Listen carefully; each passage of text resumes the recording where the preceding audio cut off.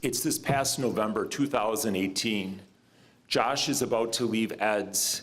He walks stiffly and with an unsteady gait, one of the characteristics of Williams syndrome, which impacts both his physical and cognitive abilities, but does nothing to quench his spirit.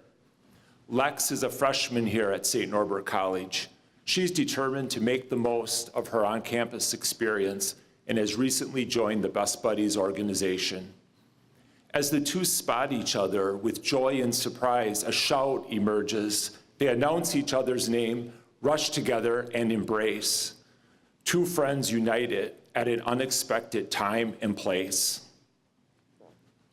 As a special education teacher at Syble Hopp School, a big part of my job is to teach social skills, functional academics, and community living skills. But spontaneous interactions such as that greeting, they're the best teachable moments.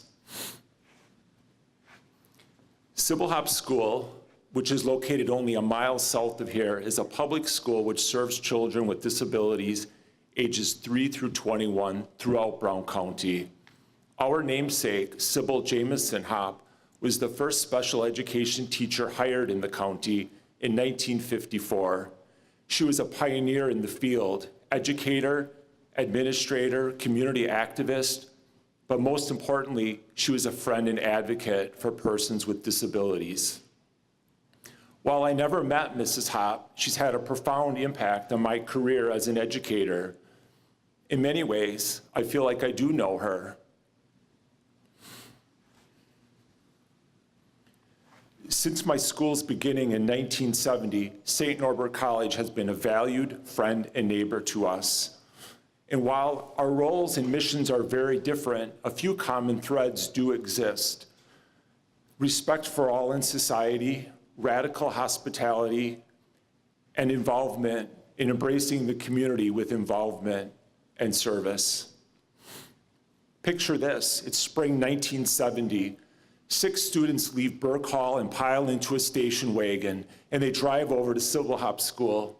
As they walk in the door, they can smell the fresh scent of paint and building materials for the recently completed school. A sort of informal basketball rec league has been formed between the two schools. As the high school students see their friends arrive, they're excited and good-natured joking occurs as the teams find their place on the court.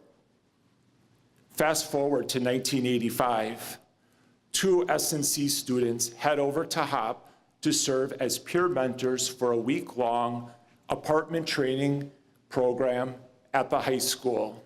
You heard me right, they slept in the high school overnight for a week. While there, they guided the high school students with such activities as making beds with linens, shopping groceries, preparing meals, and some fun too, hoops and cards. Service is best delivered when it comes from a point of understanding the perspective of those being served. The Norb students demonstrated this dignity by literally lowering themselves and sleeping on cots in a high school classroom so those students could have a meaningful life experience away from their families for the first time ever. Good service possesses respect and trust. The college and my school share these values. In just the past 2 years that we have partnered with the Michaels Hall Service Learning Program, over 850 hours have been logged by 30 college student volunteers. I like to think of Mrs. Hopp as a sort of patron saint at my school.